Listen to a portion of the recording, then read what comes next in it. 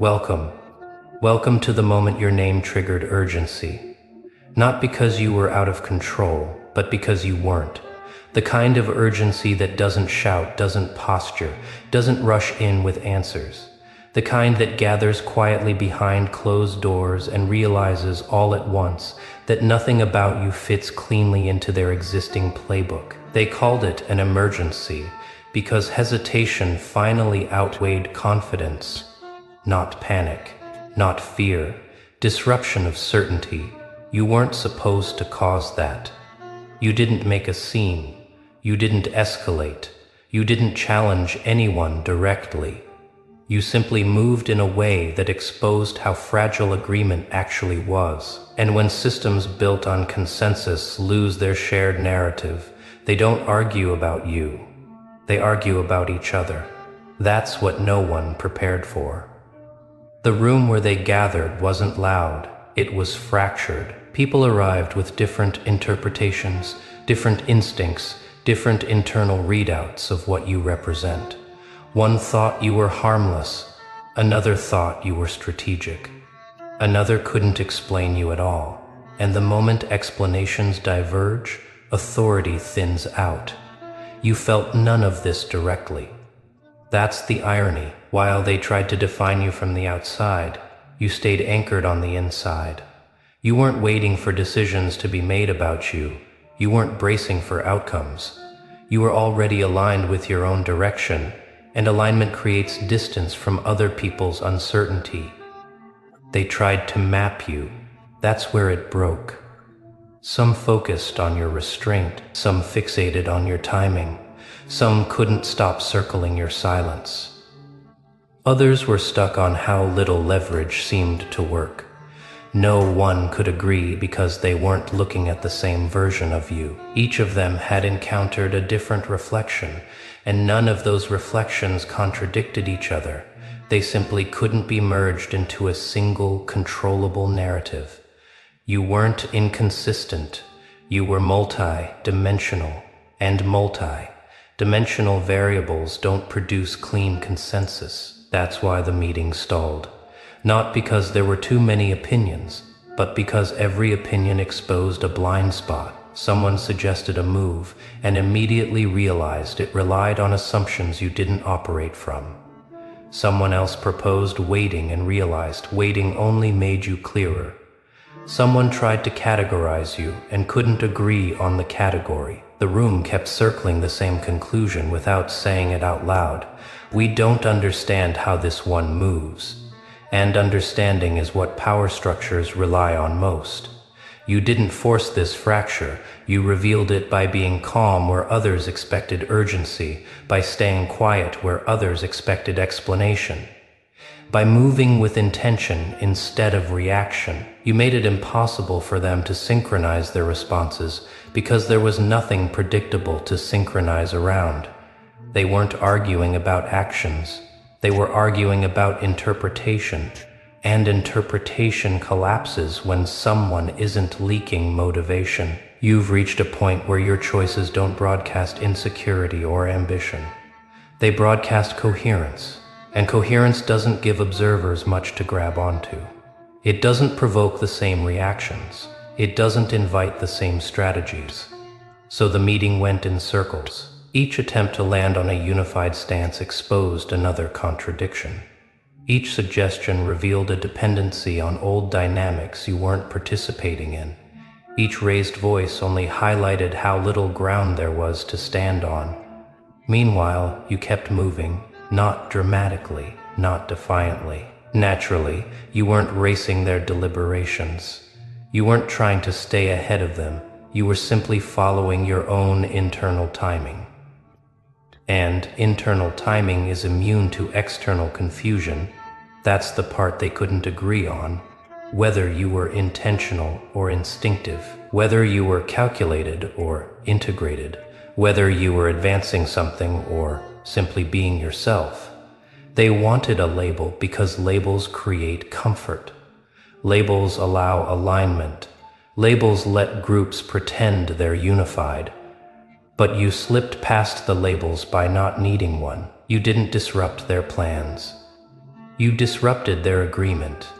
And without agreement, urgency turns inward.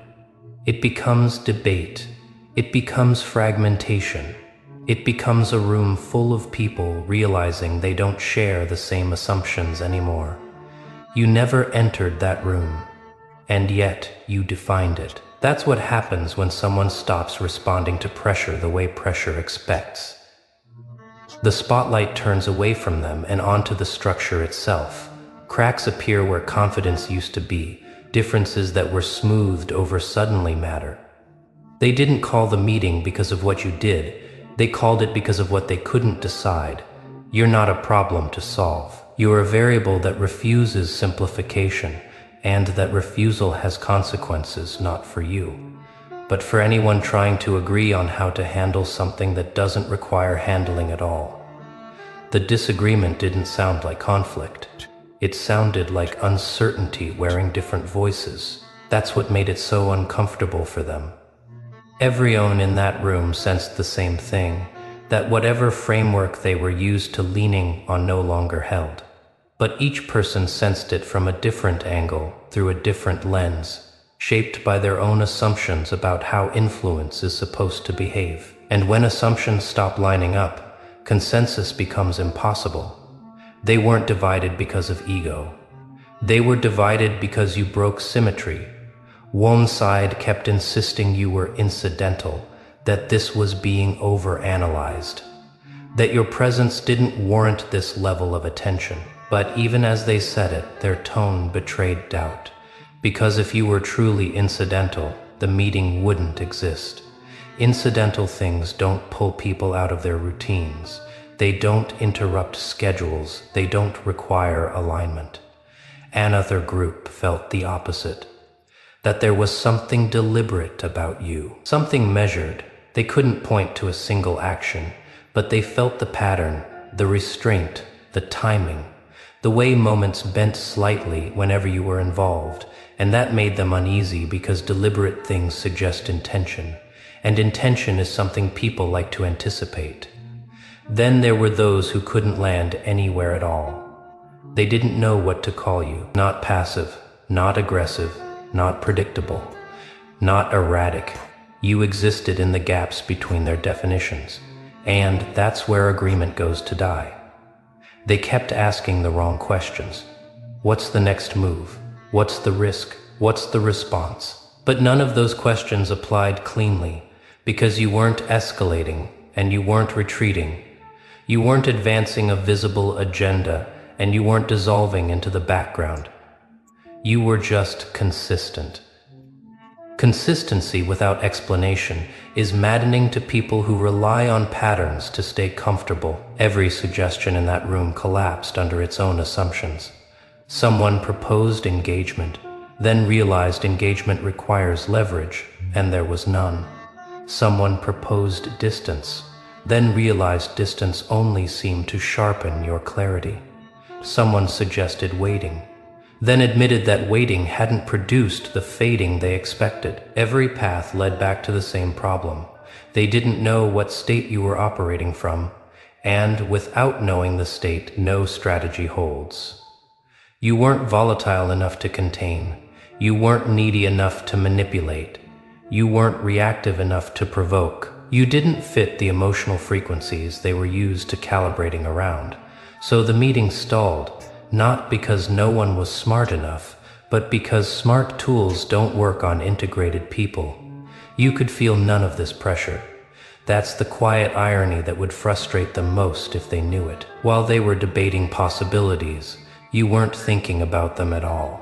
You weren't resisting their attention or preparing for outcomes.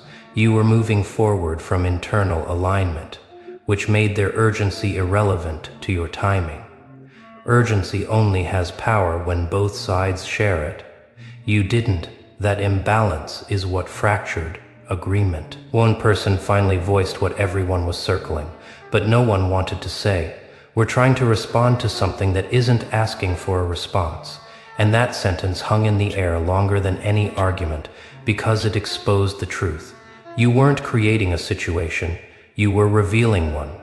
The discomfort in that room didn't come from danger. It came from the realization that their systems depended on reactions you weren't giving, that their unity relied on shared narratives you weren't participating in, that their authority required predictability, and you weren't offering any, not because you were hiding, but because you were settled. People confuse settled with passive all the time, but settled doesn't mean still. It means internally resolved. It means no longer broadcasting conflict, hunger, or uncertainty. And when someone reaches that state, external attempts to coordinate around them start to fail. They kept trying to decide what you were becoming. That was another mistake. You weren't becoming anything in their time frame. You already were, and because they missed the internal transition, they mistook stability for ambiguity. They thought clarity would look louder, more decisive, more obvious. But clarity that's integrated looks quiet. It looks like you. Samanon suggested bringing in more voices, more perspectives, more data. But more voices only made the fragmentation clearer. Each new input introduced a new interpretation. Each interpretation exposed a different blind spot. The room grew more crowded, not more aligned, because alignment doesn't come from volume. It comes from shared assumptions, and yours no longer matched theirs. You weren't challenging authority. You were operating outside its urgency. That's why no one could agree. They were trying to compress you into a single meaning so they could move forward together. But you refused compression, not by pushing back, but by remaining whole. And wholeness can't be flattened without distortion. You could almost feel the fatigue setting in, the subtle realization that this meeting wasn't producing clarity, it was producing awareness. Awareness that their tools weren't broken, just insufficient for someone like you. That awareness is exhausting, because it forces people to confront the limits of their control without an obvious workaround. They didn't leave the room unified. They left quieter, more cautious, less confident in their assumptions, and that more than any decision was the real outcome. You never asked for that. You never aimed for it. You simply stopped adjusting yourself to fit expectations that were no longer relevant. And in doing so, you exposed how much agreement depended on people behaving the way they're expected to behave. You didn't behave incorrectly. You behaved authentically, and authenticity, when it's integrated and unreactive, fractures consensus because it doesn't negotiate its existence. By the time the meeting dissolved, nothing had been decided. No action plan, no unified stance, no clean narrative. Just a shared unspoken understanding that whatever you represented couldn't be handled the old way. You weren't a problem. You were a mirror. And mirrors don't give instructions. They just show people where their alignment ends. That's why no one could agree. Not because you were powerful in the dramatic sense, but because you were coherent enough to expose incoherence wherever it existed. And that kind of exposure doesn't resolve in one meeting. It lingers. It spreads. It quietly rewrites how decisions are made going forward. Not around you, but because of you. They called it an emergency, because something urgent had happened. What they didn't realize yet was that the urgency wasn't external. It was internal, and once internal urgency surfaces, no amount of discussion can put things back the way they were. And when the meeting finally dissolved, it didn't end with resolution. It ended with quiet recognition. No one slammed doors. No one declared victory. No one even pretended they'd reached clarity. People gathered their things more slowly than usual. Conversations tapered off instead of concluding. Eye contact lingered, then broke. Because everyone in that room understood the same uncomfortable truth at the same time, whatever they were used to agreeing on no longer applied, not because of what you did, because of what you didn't do. You didn't escalate, you didn't counter, you didn't demand explanation or permission, and by not doing those things, you exposed how dependent their unity was on predictable behavior. Their agreement had always been conditional, built on the assumption that people would react in familiar ways. That assumption failed with you, and once it failed, it couldn't be repaired. You weren't present in that room, but you were unmistakably felt in it. Not as a threat, not as an adversary. As a constant variable they couldn't simplify, a presence that didn't require managing, yet refused to disappear into the background. That's why the disagreement never turned into conflict. Conflict implies opposing sides. This was different. This was a room full of people realizing they were no longer standing on the same ground. Some left unsettled, some left thoughtful, some left irritated without knowing why. But all of them left changed. Because agreement, once broken by awareness, doesn't return easily. They'll try, of course. They'll tell themselves the meeting was inconclusive because of timing, or incomplete information, or differing priorities. They'll blame logistics before they blame assumptions. That's how systems protect themselves, by postponing deeper reckoning. But the fracture remains, and it shows up later in subtle ways. Hesitation where there used to be confidence, extra steps where there used to be shortcuts. Second guessing where decisions once felt automatic, not because you're being discussed constantly, but because you've altered the conditions under which agreement is possible. You're no longer a factor that fits inside existing frameworks.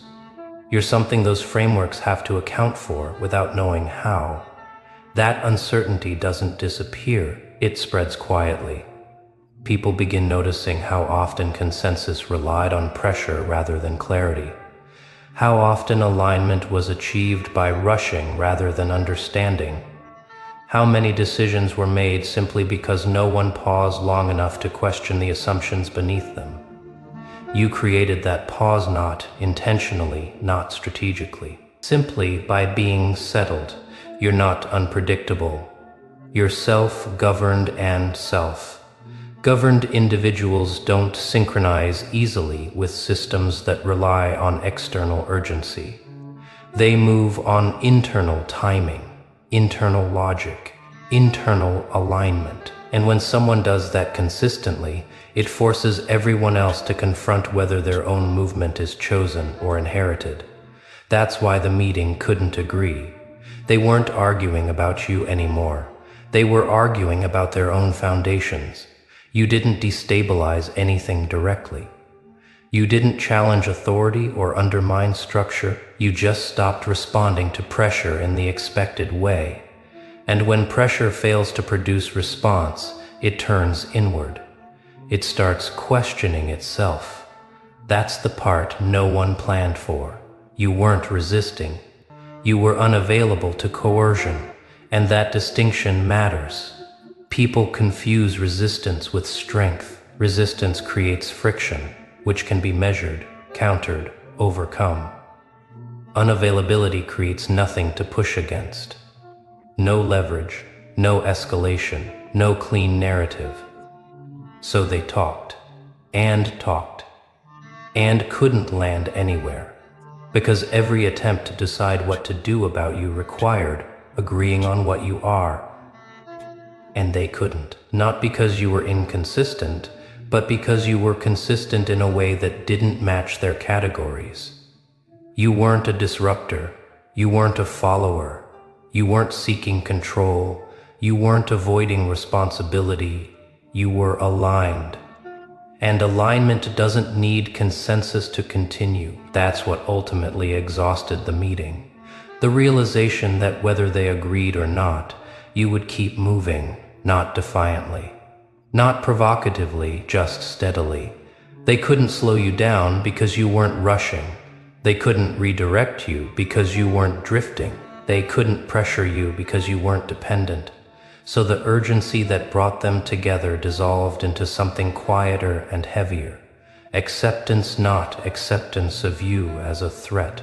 Acceptance of you as a limit to how much control consensus can exert, a limit to how far assumptions can stretch, a limit to how effective coordination is when someone isn't participating in the same emotional economy. You didn't force that limit into existence.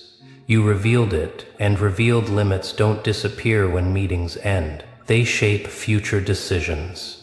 You'll feel it indirectly in how people approach you with more caution than before, in how instructions soften into suggestions, in how timelines become flexible around you, not because they fear you, but because they recognize that forcing alignment with you would fracture their own. You've become a fixed point, not immovable, just internally governed, and internally governed people don't need permission to continue. The irony is that nothing about your behavior changed dramatically. You didn't announce a shift. You didn't make a bold declaration. You simply remained coherent, while others scrambled to interpret what coherence meant. That was enough. Because coherence doesn't argue. It doesn't negotiate. It doesn't rush. It just exists, and systems either adapt to it or reveal their fragility trying to contain it. They called the meeting an emergency because something urgent had surfaced. What they didn't understand until it was too late is that the urgency wasn't about stopping you. It was about redefining themselves. And that's not something agreement can fix in one room, at one time, with one conversation. You walked away from none of this carrying tension. You weren't invested in the outcome. You didn't need consensus. You needed alignment, and you already had it. That's why, while they debated, you remained calm. While they circled possibilities, you stayed present. While they struggled to agree, you continued moving forward without friction. And that's the final truth they couldn't reconcile. You didn't win anything. You didn't lose anything. You simply existed in a way that made agreement optional. And once agreement becomes optional, power reorganizes itself quietly, not around force, but around whoever no longer needs permission to move. That's why nobody could agree. But because you no longer required their consensus to continue becoming who you already are.